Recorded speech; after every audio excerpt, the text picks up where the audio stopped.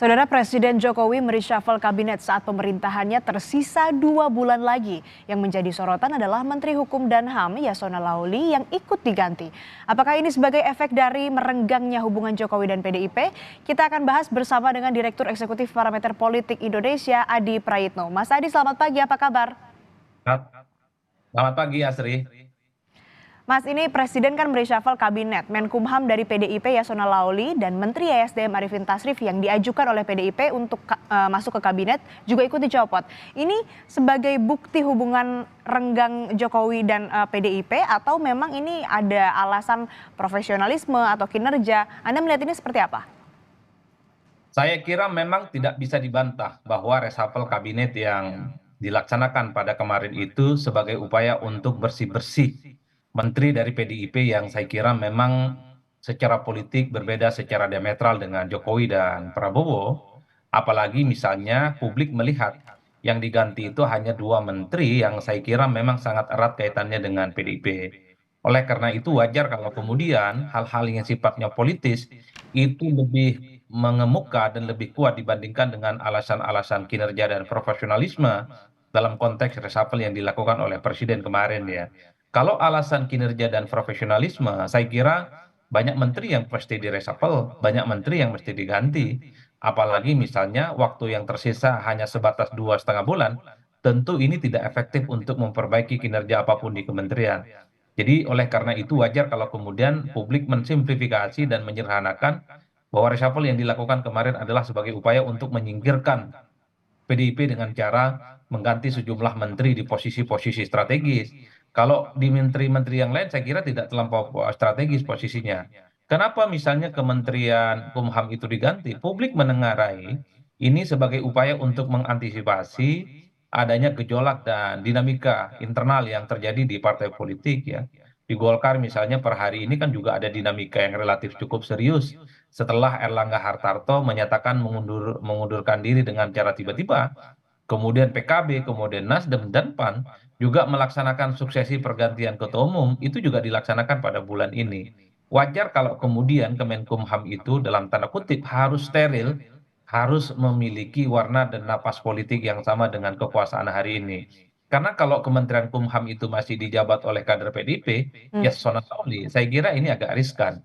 Apalagi misalnya beberapa waktu yang lalu, perpanjangan pengurus kader-kader PDIP yang mestinya berakhir 2024 diperpanjang jadi 2025, itu kan juga menjadi persoalan-persoalan yang cukup serius yang saya kira menjadi catatan kenapa Yasona itu kemudian direshuffle. Nah, yang kedua soal kenapa Menteri SDM ini diganti, tentu ini untuk memberikan bobot yang lebih kuat kepada Pak Bahlil khususnya yang digadang menjadi calon ketua umum Golkar tunggal yang tak ada lawan tanding.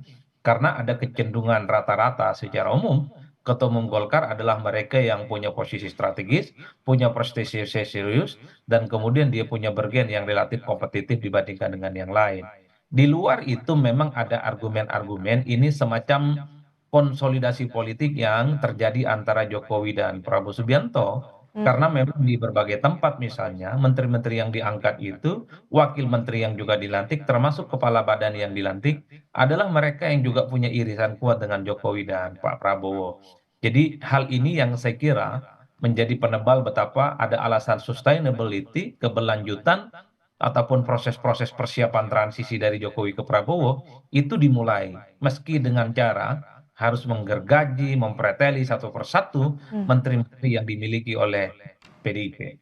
Ya, kalau ini adalah upaya bersih-bersih dan juga tadi Anda menyebutkan ini merupakan salah satu upaya untuk melancarkan bagaimana kemudian pergantian pucuk pimpinan Partai Golkar yang saat ini juga dinamikanya sedang bergejolak ya Mas Adi. Tapi kenapa masih ada 5 menteri dari PDI Perjuangan yang ada di kabinet?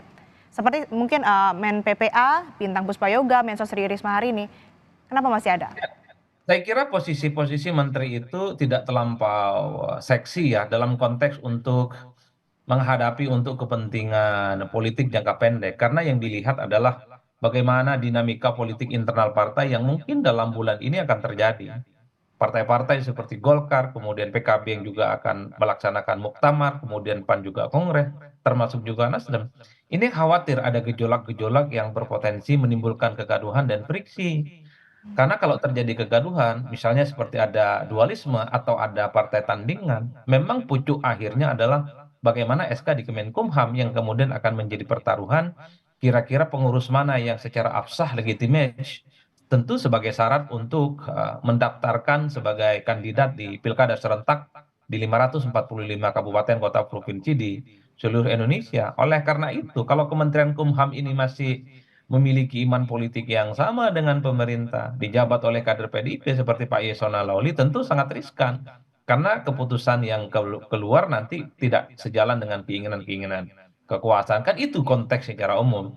Mm-mm. Apa yang kemudian membuat pertanyaan, kenapa 4 atau 5 menteri yang lain tidak diganti? Saya kira posisi menteri yang dimiliki oleh PDIP sisanya itu tidak terlampau powerful, tidak terlampau signifikan, dan tak ada kaitannya dengan intensi politik jangka pendek, terutama untuk menghadapi pilkada, dan termasuk untuk bagaimana mempersiapkan proses transisi secara politik, pergantian antara Jokowi ke Mm. Prabowo Subianto. Tapi sebenarnya kalau mau jujur, ini juga ada nuansa bagaimana soal saya sebut tadi konsolidasi politik Mm. semacam sharing power sebenarnya bagi para pendukung Jokowi dan Pak Prabowo Subianto. Bagi saya ini hal alamiah karena Mm. orang-orang yang kemudian dilantik itu cukup identik dengan Jokowi dan cukup identik juga dengan Prabowo Subianto.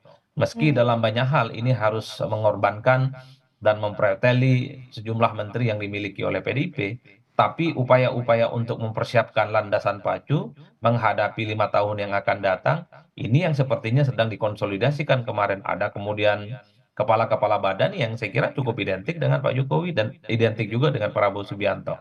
Termasuk menteri dan wakil menteri yang dilantik. Ya, Jadi itu yang sebenarnya secara substantif kita bisa diskusikan.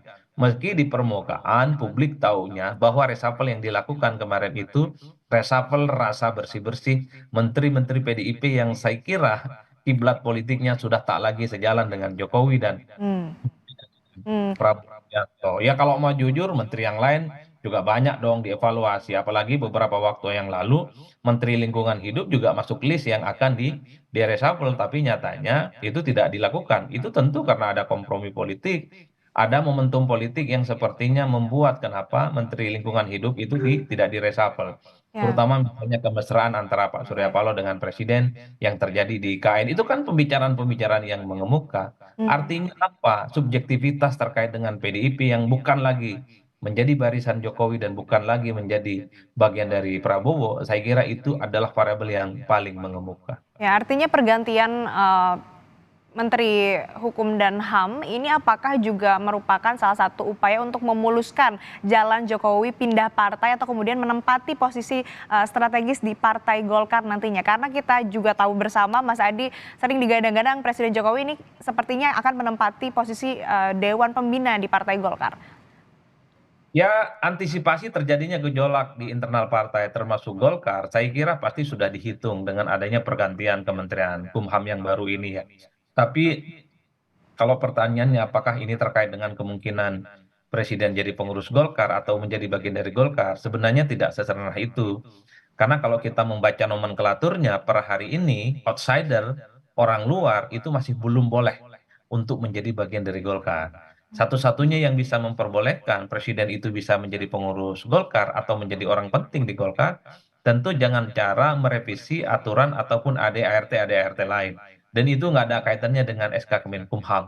Jadi murni soal bagaimana keputusan-keputusan strategis di Munas ataupun Rakernas yang akan dilakukan oleh Golkar itu boleh tidak memasukkan unsur-unsur eksternal sebagai bagian penting menjadi mereka. Hmm, Karena apa? Golkar ini kan partai terbuka. oke. Dulu misalnya kita sulit membayangkan orang seperti Ridwan Kamil tapi tiba-tiba masuk Golkar menempati posisi strategis Ya. yaitu calon bukan calon apa namanya wakil ketua umum. Posisi yang menurut saya cukup seksi ya di internal Golkar.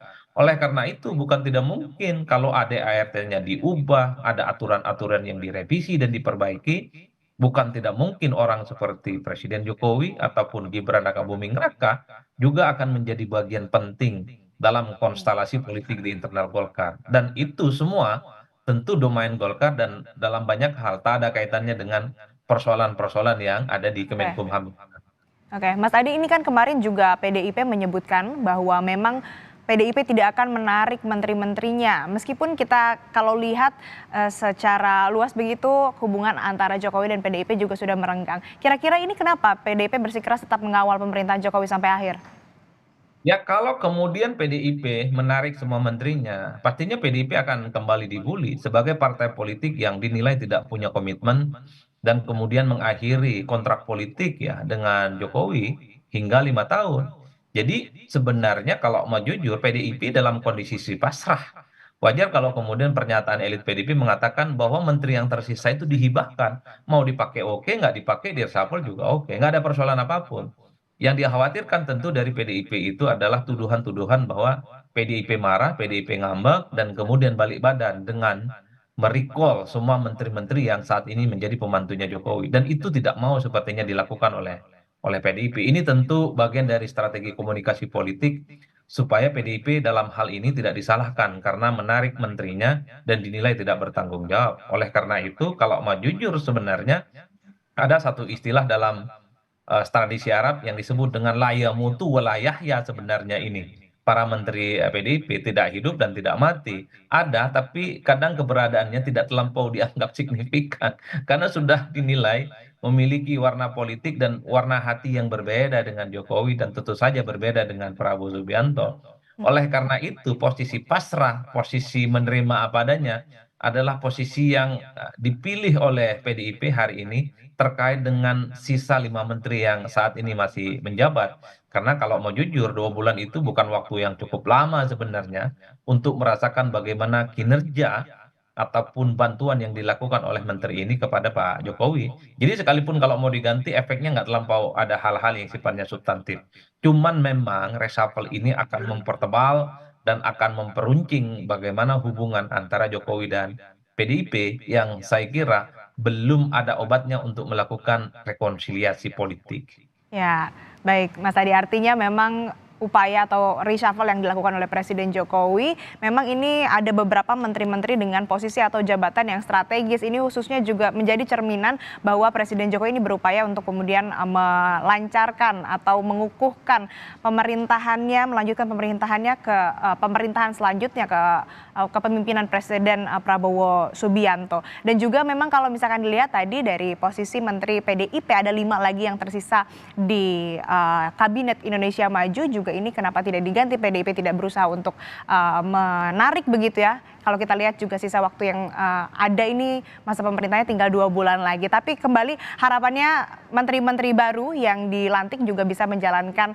tugasnya dengan baik. Terima kasih Mas Adi Prayitno, Direktur Eksekutif Parameter Politik Indonesia telah bergabung bersama kami di Sapa Indonesia Pagi. Sehat selalu Mas Adi.